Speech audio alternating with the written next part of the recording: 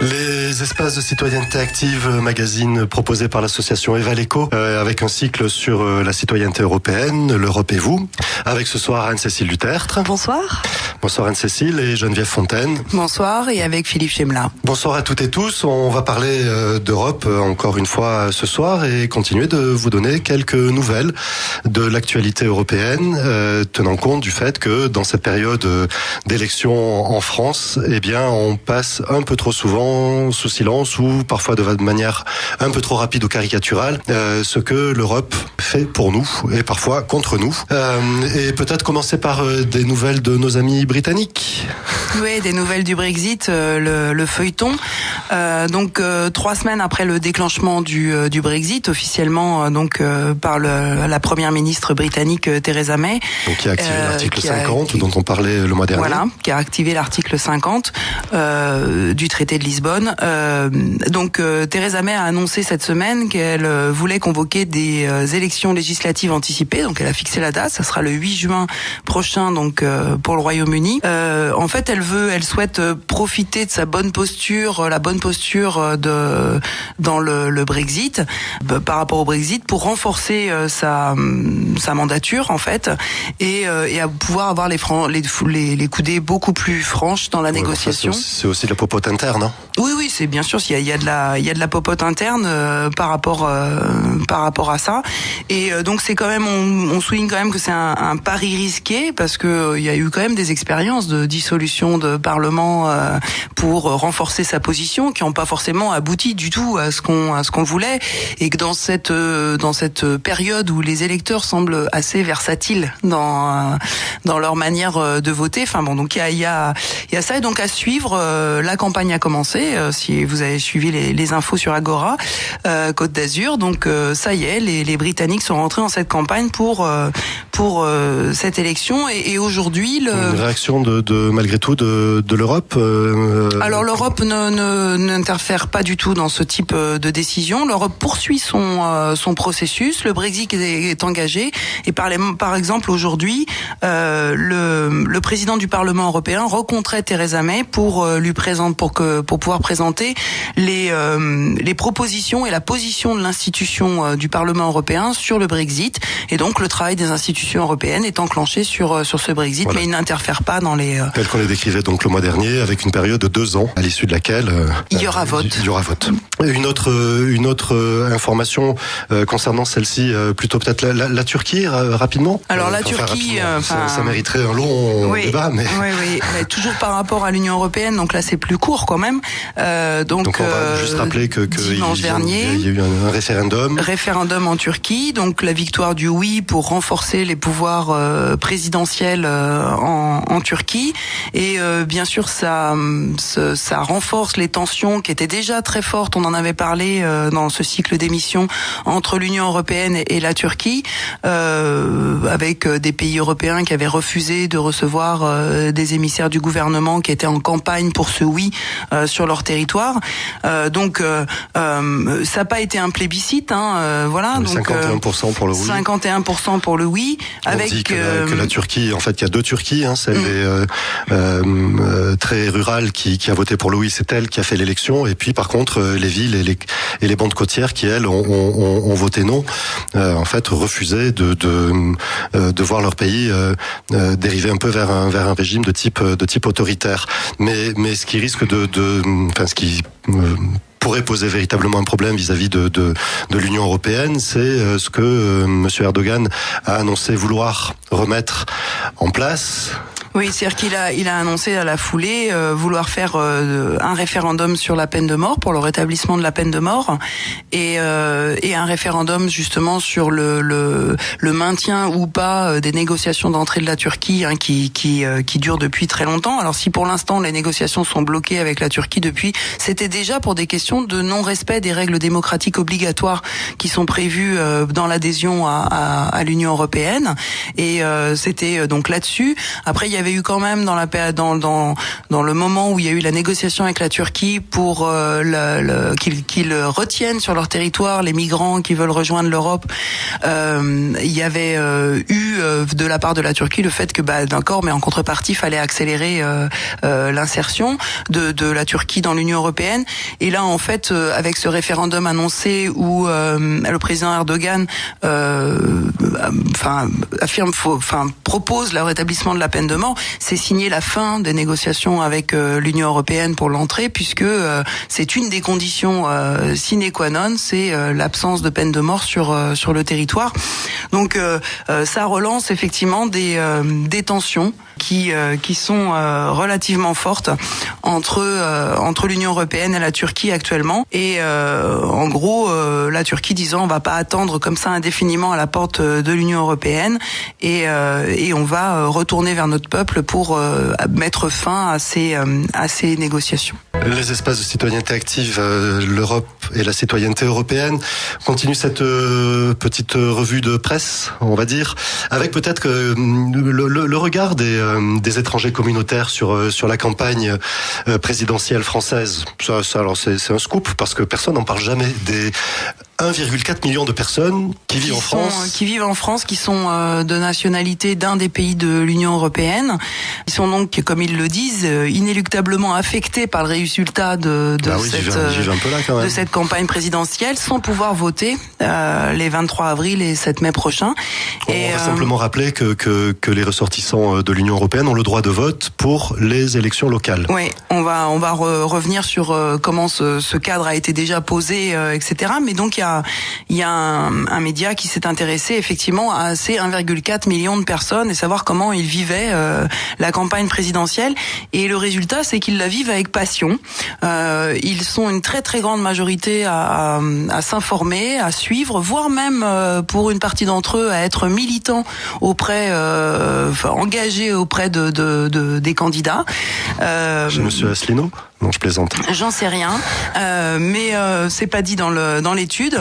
Et en fait, sans avoir le droit de vote pour cette élection, et ils disent ils s'engagent effectivement sur le terrain à leur manière parce que ils savent que les résultats de cette présidentielle va fortement les affecter, même s'ils ne pourront pas participer alors quel à ce regard vote. Il porte, enfin en tout cas à partir de cette étude, quel regard il porte sur la façon dont on parle de l'Europe durant cette campagne présidentielle? Alors, la première chose qui est intéressante pour moi, c'est on les a interrogés, savoir quels seraient les enjeux qui détermineraient leur choix s'ils pouvaient voter. Et majoritairement, les réponses de ces ressortissants européens installés en France, c'est l'emploi, l'éducation et l'écologie. Donc loin d'un repli sur soi, plutôt sur une ouverture aux autres. Et donc c'est ça qu'ils essayent de porter dans leur engagement auprès dans cette campagne.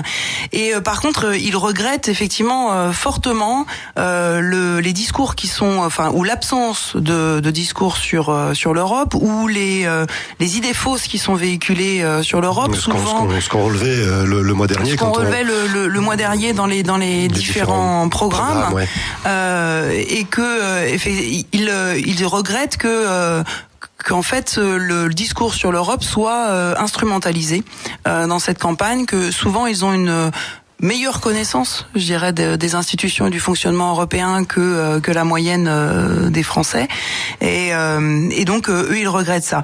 Alors c'est vrai qu'ils ont le droit de vote depuis le traité de Maastricht, on l'oublie. C'est vrai que ce traité de Maastricht, il est souvent pris que par rapport à la création de la monnaie unique, mais il y avait pas mal d'avancées en termes de citoyenneté dans le traité de Maastricht, et en particulier le droit de vote pour les élections locales pour les citoyens de l'Union européenne installés dans d'autres pays de l'Union européenne, et une bataille, en fait, une lutte qui est engagée par ces citoyens depuis des années pour étendre ce droit de vote aux élections nationales, en disant que ça les concerne aussi. C'est quand même un paradoxe quand on parle de citoyenneté européenne et quand on dit qu'un des enjeux c'est de pouvoir se sentir européen et de ne pas avoir la possibilité de voter dans le pays dans lequel on réside, simplement parce qu'on n'a pas la nationalité du pays, même si on est installé parfois depuis plusieurs années, quoi. Alors ils ils ont tenté une initiative citoyenne en 2013 qui s'appelait Let Me Vote, donc qui consistait une initiative citoyenne européenne qui consiste à recueillir 1 million de signatures dans 7 pays différents, donc avec des règles de répartition. Et à partir de là, la Commission européenne aurait été obligée d'étudier la possibilité, sauf qu'ils n'ont pas recueilli le million de signatures, donc ça a été abandonné. Mais ils continuent à défendre cette idée parce qu'ils pensent que le droit de vote complet des étrangers de l'Union européenne dans les pays où ils sont implantés permettrait l'européanisation du débat, excusez-moi, c'est difficile à dire. Et donc qui permettrait aussi de faire naître un réel sentiment de citoyenneté européenne, comme tu le soulignais. Voilà, donc c'est important pour eux et voilà, c'est des sans-voix aussi de cette élection. Oui, mais c'est intéressant d'avoir ce regard et on se rend compte que les préoccupations sont pas forcément les préoccupations dont on nous dit qu'elles sont celles des Français qui eux peuvent voter. On a aussi un petit peu d'économie pour changer. Et puis l'annonce du taux d'inflation qui bouge. Oui, alors après un taux d'inflation qui était de 0% en 2016, l'Union européenne en fait se félicite. Là, les chiffres d'Eurostat, l'Office de statistique de l'Union européenne, sont tombés. Se félicite que l'inflation est repartie. Alors, elle était de 2% en février, elle n'est plus que de 1,5% en mars. On va rappeler un petit peu pourquoi quand il y a trop d'inflation on pleure, quand il n'y a pas assez d'inflation on pleure, et puis que là ça remonte, on ne sait pas s'il faut qu'on pleure ou qu'on pleure pas. Tout ça. Alors, le taux d'inflation, ça mesure la hausse des prix dans tous les pays, la hausse des prix à la consommation. En Europe, effectivement, depuis la création de la monnaie unique, il y a cette idée. Donc là, on se situe dans la zone euro déjà, parce que ça concerne pas tous les. Une des Europes. Dans cette zone euro, il y a eu l'imposition d'une vision de la monnaie et du rôle de la monnaie, qui est que le plus important, c'était de préserver la valeur de la monnaie, et en tout cas le pouvoir d'achat de la monnaie dans le temps, et que donc le plus important c'était la lutte contre l'inflation, avec un objectif qui était de 2%, pas plus, d'inflation en moyenne sur la zone euro. C'est une politique économique qui est très favorable à ceux qui sont épargnants et qui ont de l'argent. Et on dit que c'est une politique qui favorise les rentiers, oui. Voilà, c'est aussi une politique qui est liée à l'ordolibéralisme allemand. Bien sûr, c'est aussi, c'était la condition pour que l'Allemagne rentre dans la monnaie unique et la construise. L'Allemagne est très marquée par la période d'hyperinflation allemande qui a précédé l'arrivée d'Hitler au pouvoir et ne voulait absolument. Enfin, c'était la condition, c'était que cette monnaie ne soit pas inflationniste. Voilà. Alors c'est très favorable effectivement à ceux qui prêtent et à ceux qui ont de l'argent de côté. C'est nettement moins favorable effectivement à ceux qui sont endettés. Le fait qu'il y ait cette inflation limitée. Donc c'est un choix de société. Juste pour mémoire, juste après la Deuxième Guerre mondiale, on a financé la reconstruction avec des taux d'inflation importants, ce qui permettait aux États aussi de s'endetter et d'avoir une diminution de leur dette du fait de l'inflation, un effet de pouvoir d'achat sur la dette qui diminuait. Et donc par contre, un taux d'inflation trop bas, voire la limite, c'est la baisse des prix généralisée. Il y a un an, on parlait de est-ce qu'on est en déflation ? Un risque de déflation, voilà. Il y a même une ministre de l'économie qui nous a fait. Voilà, on va oublier Madame Lagarde. Ouais. Donc la déflation, c'est un mécanisme dont on a extrêmement peur parce que c'est le mécanisme qui s'est enclenché et que pendant la crise des années 30. C'est une baisse généralisée des prix qui entraîne la baisse généralisée des salaires parce que les deux sont liés, mais qui entraîne aussi un comportement chez les personnes qui, quand on voit les prix baisser au jour le jour, on retarde sans cesse ses investissements et ses achats de consommation, puisque on attend le lendemain que ça soit moins cher. Et finalement, tout se grippe, tout se bloque, et on finit par avoir des millions de chômeurs en plus, etc. Et c'est l'enchaînement, voilà. Et donc l'Europe avait mis en place une politique de distribution de monnaie qu'on appelait le quantitative easing, c'est-à-dire la monnaie facile, la quantité de monnaie facile, facile. 60 milliards d'euros par mois. Voilà. Au départ, qui devait passer par les banques, c'était l'objectif, et ça n'arrivait pas jusqu'aux consommateurs et aux entreprises. Donc l'Union européenne a même envisagé à un moment, il y avait des bruits qui circulaient de monnaie hélicoptère, c'est-à-dire de distribuer de la monnaie comme ça directement à la population pour faire repartir l'inflation. Donc on est toujours entre ces deux. Donc c'est pour la zone euro, on est retourné dans des normes, et à suivre. Mais c'est toujours intéressant de décrypter ce que certains appellent des bonnes nouvelles. Voilà. Et si vous le souhaitez, vous pouvez toujours continuer de suivre les cycles Décrypter l'économie de l'association Evel-Eco, juste pour que on arrête de nous prendre pour des idiots. C'est le moment des informations locales, régionales sur Agora Côte d'Azur. Citoyenneté active, magazine proposé par l'association Evel-Eco et le cycle L'Europe et vous. On va continuer de donner des nouvelles de l'Europe. Enfin, c'est Pâques. Alors, on va parler un petit peu de Pâques en Europe, quand même.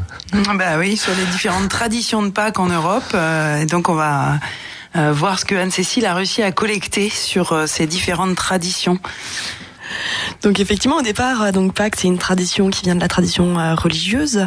C'est au moment où effectivement tous les interdits du carême sont levés, et il y a la petite histoire comme quoi effectivement donc on n'a pas le droit de sonner les cloches au moment donc du carême. Et donc pour la petite histoire, l'idée c'est que toutes les cloches vont se cacher au Vatican, et d'où l'idée que au moment de Pâques elles reviennent pour planquer des chocolats. Donc ça c'est la petite histoire en France, mais il faut savoir que en fait dans chaque pays de l'Union européenne on peut croiser des traditions différentes. Alors je trouvais ça rigolo de repartir sur le uni dans la diversité, et notamment aussi sur les traditions. On peut parler par exemple donc de la tradition en Allemagne. Donc en l'occurrence, en Allemagne, on parle surtout du lapin de Pâques, qui symbolisait la fertilité et le renouveau. Ils sont allés se planquer au Vatican, eux aussi? Non, du coup... sur la place Saint-Paul, moi. L'histoire vient un peu après, où effectivement, c'est une tradition qui s'est exportée aux États-Unis. En religion. Alors du coup, pourquoi le lapin de Pâques? Alors il y a une petite légende qui dit qu'il y avait une femme qui était...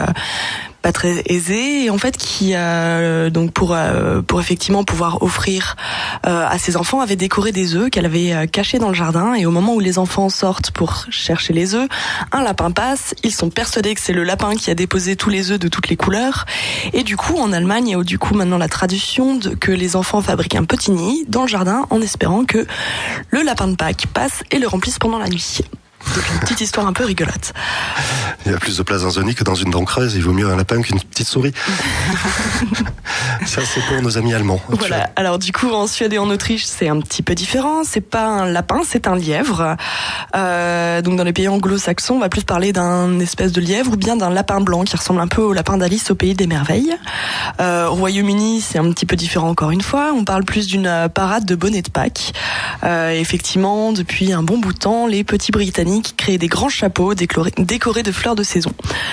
On peut parler aussi par exemple de l'Italie, où donc là on n'est plus du tout sur des chapeaux, mais en fait à l'instar de la fête de Noël, ils ont une petite phrase donc que je ne dirai pas en italien parce que j'ai un accent affreux, mais du coup qui se traduit comme ça. Donc Noël avec les tiens, Pâques avec qui tu tiens. Donc l'idée pour ces festivités-là, c'est de partager pourquoi pas un pique-nique à la campagne avec la famille, de déguster les œufs récoltés la veille. Il y a un gâteau qui s'appelle le Colomba, mais l'idée aussi c'est de ne pas réserver cette fête qu'à la famille, mais aussi aux amis avec qui on peut partir facilement dormir sous la tente pendant le week-end. Donc pour faire un peu la fête et pour renouer avec ceux à qui on tient. Mais c'est délié de la partie religieuse, quoi.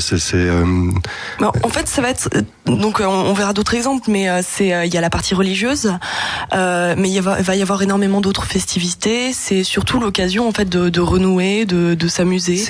Puis c'est la fête du printemps. Ça tourne toujours autour. La fête du printemps, c'est païen, arrête. Oui, mais l'origine, c'est souvent une reprise de ces fêtes païennes, voilà. Et donc très clairement, alors après on rattache ça à des choses religieuses puisque chrétiennes et chrétiennes, ouais.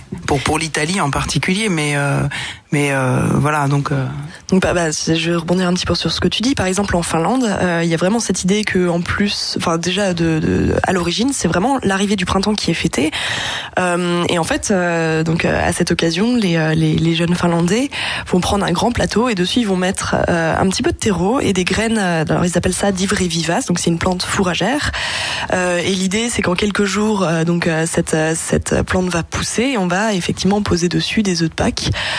Donc là, effectivement, on retrouve cette idée de... plus facile à les trouver que dans un jardin. Voilà, ils trichent un peu.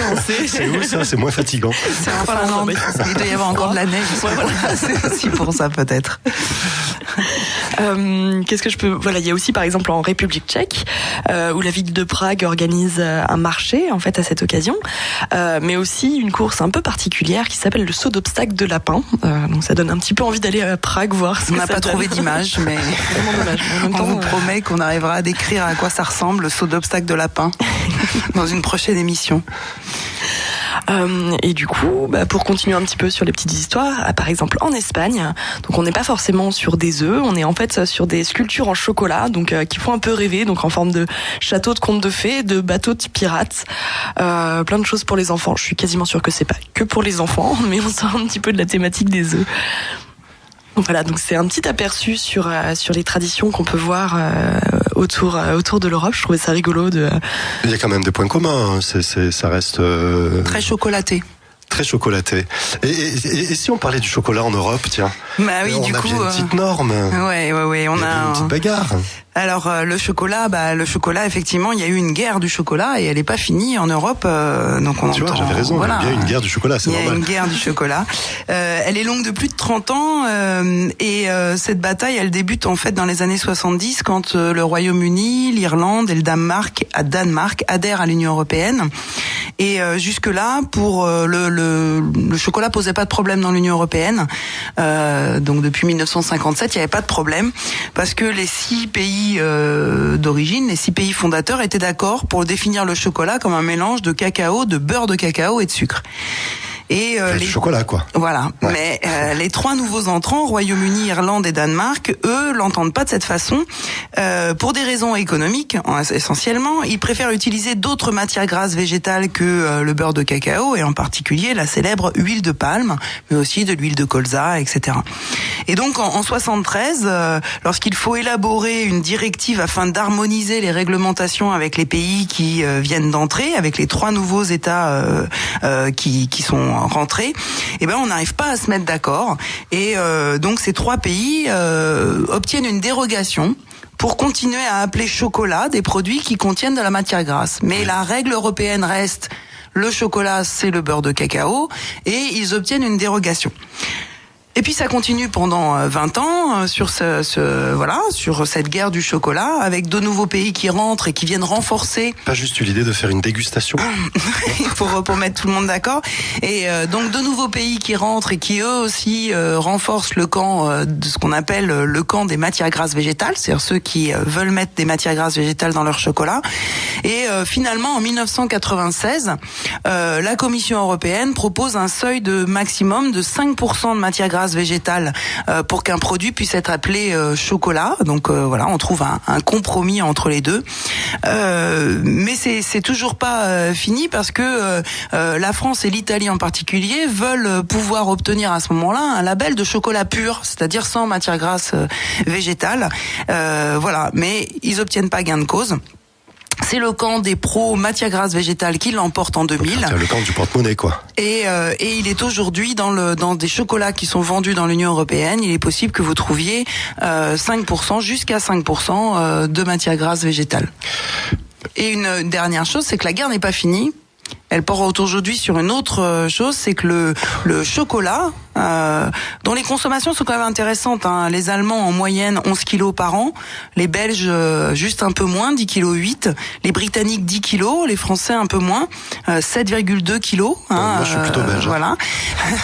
Donc on reconnaît un rôle anti-fatigue, anti-déprime, au chocolat, sauf que aujourd'hui le chocolat contient aussi un métal lourd, des métaux lourds lourds et en particulier du cadmium qui proviendrait des engrais phosphatés qui sont utilisés pour faire pousser.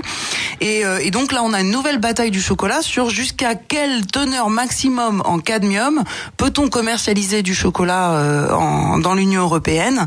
Quels sont les seuils autorisés? Alors, le problème, c'est qu'en fonction de la teneur en cacao, le taux de cadmium n'est pas le même et que donc il faut arriver à se mettre d'accord sur quel taux de cadmium pour du 70%, pour du 60% de cacao. Et donc la guerre du chocolat n'est toujours pas finie en Europe. Se poser la question de pouvoir cultiver sans intrants chimiques se pose pas. Donc conclusion, lisez les étiquettes. C'est le moment de l'Agora Côte d'Azur présenté par l'association Evaleco. On revient systématiquement en disant que l'Europe donne la possibilité de s'exprimer, de faire jouer la citoyenneté avec un certain nombre d'outils. On va rappeler que les Français s'en emparent relativement peu.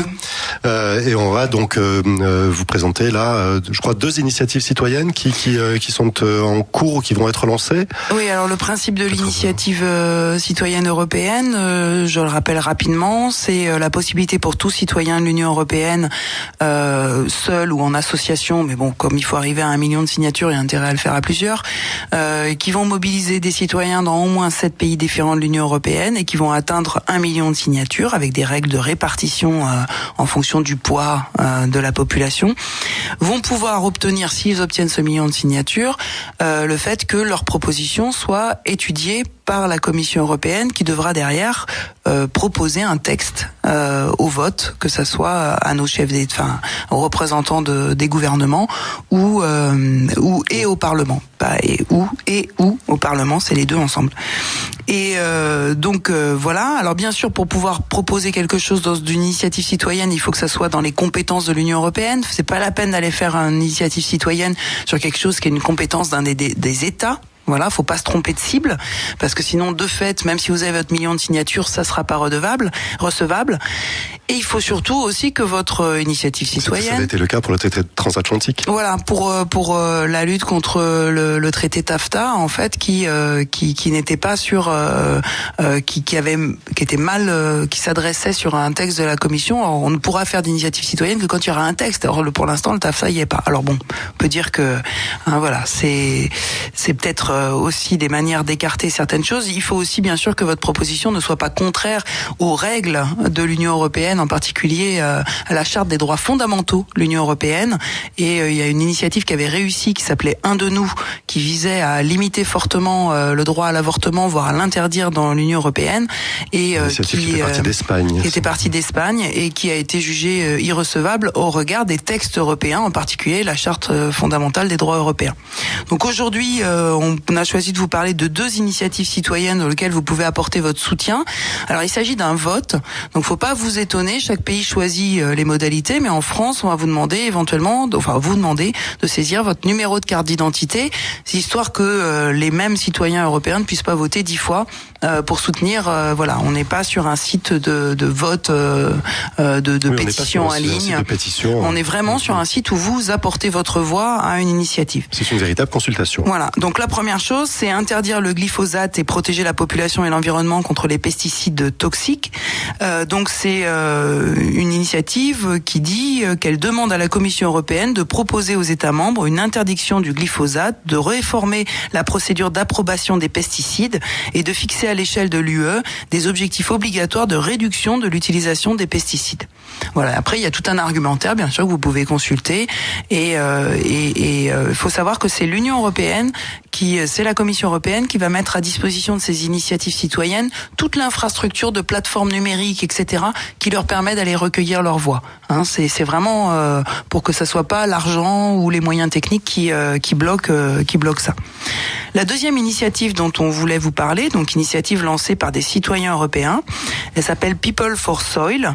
Elle est partie au départ de... For, c'est avec un 4. Ouais. fort avec c'est un 4. Et c'est pour sauver les sols d'Europe. Et en fait, l'argumentaire, c'est de dire les sols sont pourvoyeurs de sécurité alimentaire, de préservation de la biodiversité et de régulation du changement climatique. Les sols constituent l'une des ressources les plus stratégiques de l'Europe. Il est temps d'en assurer la protection sur notre continent. Et donc, il propose de reconnaître les sols comme un héritage commun qui doit être protégé au niveau de l'Union européenne dans la mesure où il procure des bienfaits essentiels en lien avec le bien-être de l'homme et la capacité de résistance de l'environnement. Donc, c'est une initiative qui, en France, est relayée et soutenue par Terre de Liens et puis d'autres initiatives françaises qui s'occupent de la préservation des sols. Et donc voilà, donc vous pouvez retrouver ces initiatives. Vous tapez simplement dans votre moteur de recherche Initiative citoyenne européenne et vous tombez sur une page très facile d'accès, très claire, où vous allez retrouver toutes les initiatives en cours. Vous pouvez retrouver les liens sur le site de l'association Evaleco, www.evaleco.org. Il nous reste à annoncer quand même un événement pour le mois de mai. Oui, donc la saison de la citoyenneté active autour de l'Europe organisée par l'association Evaleco a un point culminant qui est l'organisation le 12 mai prochain d'une soirée L'Europe répond à vos questions qui mobilisera des députés européens et un représentant de la Commission européenne qui viendront donc sur place, a priori à Grasse, mais on cherche encore à voir si, pour l'instant, ça sera sur le site de Tetris au 23 route de la Marégarde. Et l'objectif, c'est que vous puissiez nous envoyer en amont, nous faire parvenir sur le site d'Evaleco, sur la page Facebook, des questions que vous aimeriez poser aux institutions européennes. Si vous êtes présent ce soir-là, vous pourrez les poser en direct. Et donc les deux institutions principales, la Commission européenne et le Parlement européen, seront présents. Bonne soirée à toutes et tous.